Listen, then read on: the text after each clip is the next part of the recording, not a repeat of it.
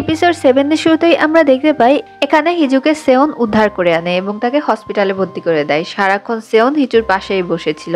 হিজুর যখন জ্ঞান ফেরে সেওন তাকে বলে তুমি ঠিক আছো?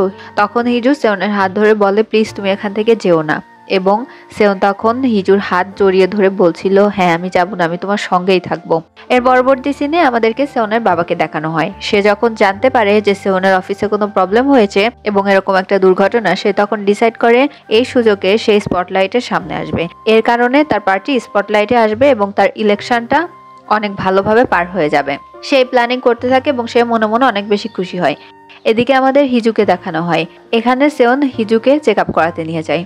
তখন হিজু মনে মনে ভাবছিল এরপরে নিশ্চয়ই সেওন হিজুকে ডিভোর্স পেপারে সাইন করে দিতে বলবে, কারণ হিজুর সকল তথ্য সেওনের কাছে তো এতক্ষণে পৌঁছে যাওয়ার কথা। অন্যদিকে আমরা দেখতে পাই সেওনের কাছে পার্ক আসে এবং পার্ক এসে সেওনকে জানায় যে হিজু যেখানে পড়ে গিয়েছিল সেখান থেকে তার কি কি পেয়েছে। এখানে হিজুর সেই সিক্রেট ফোনটাও পার্কের হাতে চলে আসে এবং সে এই কথাটা সেওনকে বলে। সেওন তখন বলে যে যে জিনিসগুলো যেভাবে ছিল ওভাবেই তুমি হিজুর ব্যাগে রেখে দাও এবং এই কথাগুলো হিজুর কাছে বলার দরকার নেই। এদিকে আমরা হিজুকে দেখতে পাই। নার্স যখন তাকে তার রুমে দিয়ে যায়, সেওন সুন্দর করে হিজুকে কোলে তুলে নেয় এবং বেডে শুয়ে দেয়। হিজু ভাবছিল যে সেওন তাকে কি বলবে। এই সময় সেওন অবাক করে দিয়ে ফোনের ব্যাপারে কিছু না বলে ভালোভাবে তার সঙ্গে কথা বলতে থাকে। সেদিন কি হয়েছিল তোমার কি কিছু মনে আছে? হিজু এখানে প্রেজেন্ট করছিল যে সে কথা বলতে পারে না। তখন সেওন হিজুকে বলে আমি জানি যে তুমি এখন কথা বলতে পারো, তাই যা বলার তুমি তোমার মুখ দিয়ে বলো। সেওন হিজুর দিকে কিছুক্ষণ তাকিয়ে থেকে সে বলে তুমি রেস্ট নাও, আমি আসছি একটু পরে। এই বলে সেওন এখান থেকে চলে যায়। আমরা হিজুকে দেখতে পাই সে তার ব্যাগের কাছে চলে যায় এবং সেখানে গিয়ে সে সকল জিনিসের সঙ্গে দেখে যে সেই সিক্রেট ফোনটা তার ব্যাগে এক কর্নারে লুকানো রয়েছে। পরবর্তী সিনে আমাদেরকে দেখানো হয় সেওনের বাবা রিপোর্টারদের সামনে এসে এমন ভাবে দেখা কান্না করতে থাকে যেন মনে হয় যে তার ছেলের বড় কিছু হয়ে গিয়েছে। সে বলে আমি এখনো শিওর না যে আমার ছেলে ঠিক আছে নাকি। আর সকল মিডিয়া হাউস তো এই ব্যাপারটা লাইভ করছিল, আর যার কারণে সে অনেক বেশি ফুটেজ নিচ্ছিল। যাই হোক, এর পরবর্তী সিনে আমাদেরকে সেওনের অফিসে দেখানো হয়। এখানে সেওন আসে এবং সকল এমপ্লয়ীদের উদ্দেশ্যে সে বলে যে আমাদের অফিসে যে কাণ্ডটা হয়েছে এটা যেন বাইরে লিক না হয়। সেওন সকলের উদ্দেশ্যে বলে যদি রিপোর্টাররা আপনাদের কাছে আমাদের অফিসের ব্যাপারে কিছু জিজ্ঞেস করে এই অ্যাক্সিডেন্টের ব্যাপারে, তাহলে আপনারা বলবেন যে এরকম কিছুই হয় নাই, আর এমন একটা প্রিটেন্ড করবেন যেন আমাদের অফিসের সকল কিছু স্বাভাবিকই আছে। এসব কথা সে বলে চলেই যাচ্ছিল, তখন মিস্টার কাং উঠে দাঁড়ায় এবং সে চেঁচিয়ে ওঠে।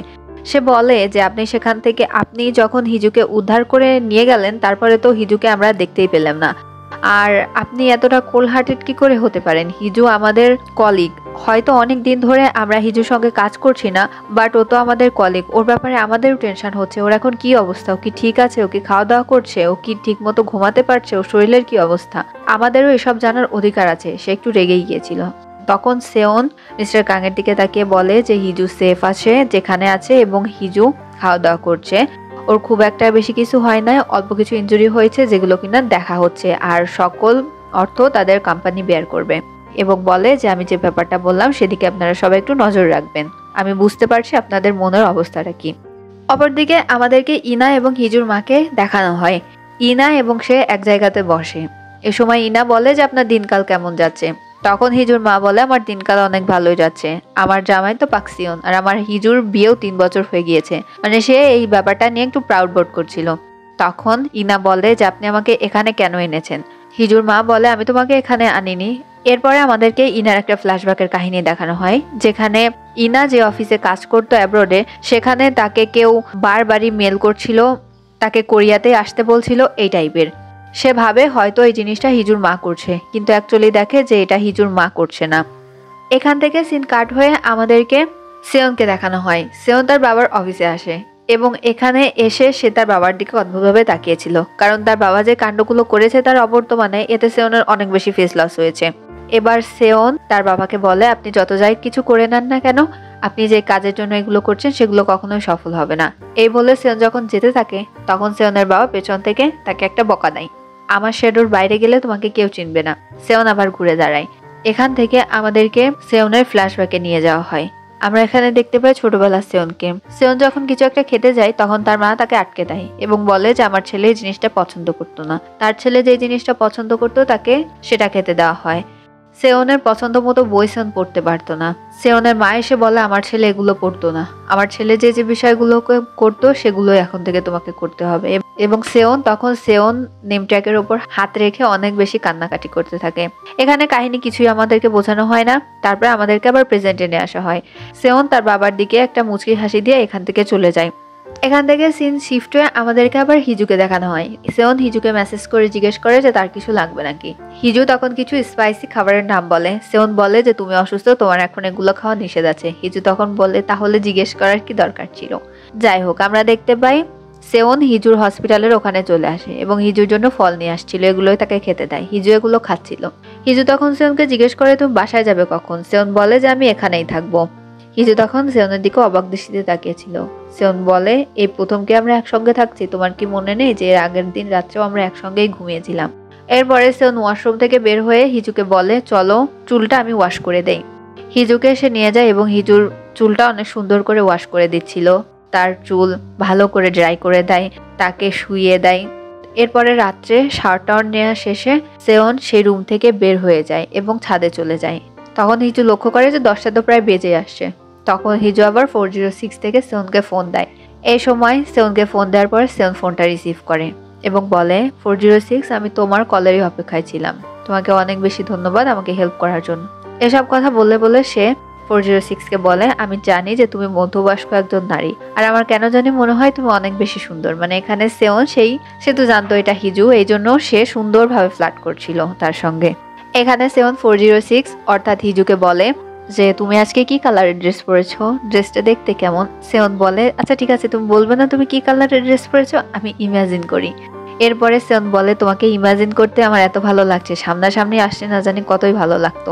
এরপরে সেওন হিজুকে বলে আচ্ছা এসব কথা বাদ দিয়ে এবার আসল কথা আসি, তুমি সেই আততায়ীর ব্যাপারে কি জানো যে হিজুর উপর অ্যাটাক করেছে, তার ব্যাপারে তুমি যা যা জানো সেই সব ছোট ছোট ডিটেলসগুলো তুমি আমাকে জানাতে পারো, এতে তোমার এবং আমার দুজনেরই হেল্প হবে।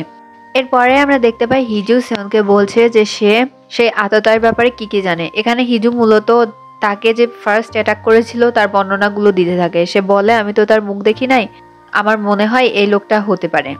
আমরা এদিকে দেখতে পাই রাত্রে হিজু যখন হাসপাতালের মাঝে হাঁটছিল তখন সে টিভিতে দেখতে পাই সেওন সবার সামনে এসে কনফেস করবে যে তার অফিসে অ্যাকচুয়ালি কি হয়েছে এইসব ব্যাপার নিয়ে।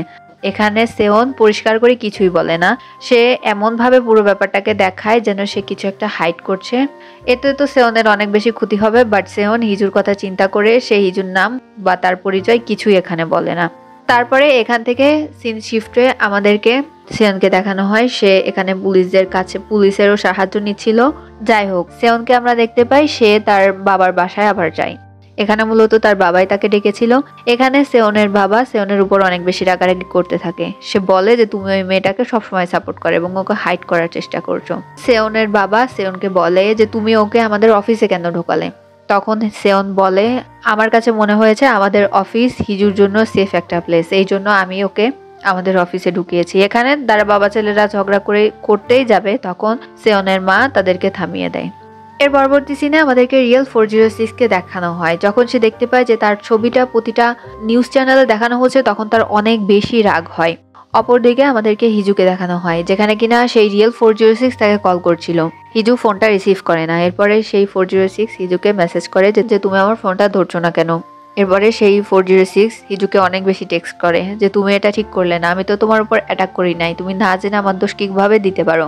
এবং সে হিজুকে বলে যে আমার যে ফোনটা তোমার কাছে রয়েছে সেই ফোনটা রেডি করে রাখো, আমি ওটা নিতে আসছি। একথা বলতে বলতে হিজু দেখতে পায় রুমের দরজা কেউ খোলার চেষ্টা করছে। তখন হিজু দৌড়ে গিয়ে সেই দরজাটা লক করে দেয়। সেই দরজাটা অনেক বেশি কেউ একজন গোতাচ্ছিল, ওপাশে মূলত সেওন ছিল। সেওন যখন দেখে যে হিজু এক কর্নারে বসে আছে তখন সে বলে হিজু কি হয়েছে, আর হিজু গিয়ে সেওনকে জড়িয়ে ধরে। এখানে আমরা দেখতে পাই সেওনের সেই বন্ধু সেওনকে ফোন দিয়ে জিজ্ঞেস করে যে তোমার সঙ্গে এত কিছু হয়ে গেল তুমি আমাকে আগে কেন জানালে না। সেওন কোনো কথাই বলতে পারে না। সেওনের বন্ধু তখন তাকে বলে আমি জানি যে তুমি অনেক বেশি বুদ্ধিমান একটা ব্যক্তি, তাই বললে তুমি সব ব্যাপারে পাকনামি করবে। যাই হোক, এরপরে সেওন হিজুর কাছে আসে। হিজু তখন সেওনকে দেখে বলে সেওন তোমার কি এইসব ব্যাপার নিয়ে একটু ভয় লাগছে না, তুমি আমাকে হাইড করার জন্য কেন নিজেকে সবার সামনে আনলে, তোমার ব্যাপারে নেটে অনেক আজে বাজে রিউমার্স ছড়াচ্ছে। এ সময় সেওন হিজুর দিকে তাকায় এবং বলে যে না, আমার একটুও ভয় লাগছে না। সেওন হিজুর পাশে আসে এবং তাকে জড়িয়ে ধরে। তারা সেখানেই দুইজন ঘুমিয়ে যায়। মূলত এখানে কেউই ঘুমায় না। একটু পরে হিজু এখান থেকে উঠে এবং সে ছাদে চলে যায়। তারপরে সে সেওনকে ফোন দেয়। হিজু বলে, তুমি কি এই ফোনটা চাও? এই ফোনটা নিলে কি তোমার হেল্প হবে? তুমি যদি দিতে চাও তাহলে এই ফোনটা আমি নেব। হিজু এখানে যখন ছাদ থেকে নামছিল তখন সে মনে মনে ভাবছিল, না জানি সে সেওনের সামনে আসলে সেওনের রিয়াকশনটা কি হবে। হিজু যখন রুমে আসে তখন সে দেখতে পায় যে রুমে তো সেওন নেই। এরপর সে সেওনকে আবার ফোন করে 406 এর নাম্বার থেকে, যে তুমি কোথায়। সেওন তখন বলে যে আমি যেখানে আসতে বলছি সেখানে এসো, এখানে এসেই তুমি আমাকে ফোনটা দাও। হিজুকে মূলত সেওন একটা পার্কে ডেকেছিল এবং এই পার্কে এসেই হিজু আবার সেওনকে ফোন দেয় এবং বলে, তুমি কোথায়? আমি সেখানে চলে আসছি। সেওন তখন বলে যে ওখানে দেখো একটা হর্স রাইডিং হচ্ছে, তুমি সেটার সামনে যাও। ওইখানে যাওয়ার পরে ওখানে একটা মেয়ে আগে থেকেই ছিল। হিজুকে বলে, আপনি কি এই হর্স রাইডিং এ চড়তে চান? হিজু তখন হ্যাঁ বলে দেয়। সে এই হর্স রাইডিং এ চড়ে এবং তার মনে পড়ে যে লাস্টে যখন তার অ্যাক্সিডেন্ট হয়েছিল তার আগে সে ইনা এবং ইনার ছোট ভাইয়ের সঙ্গে এখানে আসছিল। এখানে সে হর্স রাইডিং শেষে আবার সেওনকে ফোন দেয়। এরপরে সেওন তাকে বলে আইসক্রিম শপের সামনে যেতে। আইসক্রিম শপের সামনে গিয়ে তাকে আইসক্রিম খেতে বলে। তারপরে আইসক্রিম খাওয়া শেষে হিজু বলে, আপনি কোথায়? এরপরে সেওন হিজুকে উঁচু একটা জায়গাতে যেতে বলে। হিজু সেখানে চলে যায়। হিজু এখানে এসে সেওনকে ফোন দেয় এবং বলে যে আমি এখানে চলে আসছি। এরপরে সেওন তার পাশ থেকে আসে এবং বলে, হিজু আমিও এখানেই আছি। সেওন হিজুকে দেখে একটু অবাক হয় না। এই জিনিসটা দেখে হিজু নিজেই অবাক হয়ে যায় এবং সে কান্না করতে থাকে। সে সেওনের দিকে তাকিয়ে বলে, তুমি জানতে যে এটা আমি? তখন সেওন হেসে দেয়। এরপরে হিজু সেওনের দিকে তাকিয়ে কান্না করতে করতে বলে, তোমার কি এখন আমাকে একটু হেট করতে ইচ্ছা করছে না? তখন সেওন হিজুর দিকে তাকায় এবং তাকে বলে, আমি তোমাকে এতটাই ভালোবাসি যে তোমাকে কি করে হেট করতে হয় সেটা আমার মনে কখনোই আসে না। তুমি আমাকে বলো না হিজু, আমি তোমাকে কিভাবে হেট করতে পারি? আমি তোমাকে অনেক ভালোবাসি। আর এই কথাটা শুনে হিজু তখন আরো কান্না করতে থাকে এবং সেওন হিজুকে জড়িয়ে ধরে। আর এখানেই 7 এপিসোডটা শেষ হয়ে যায়। ভিডিওটা ভালো লাগলে সাথেই থাকবেন।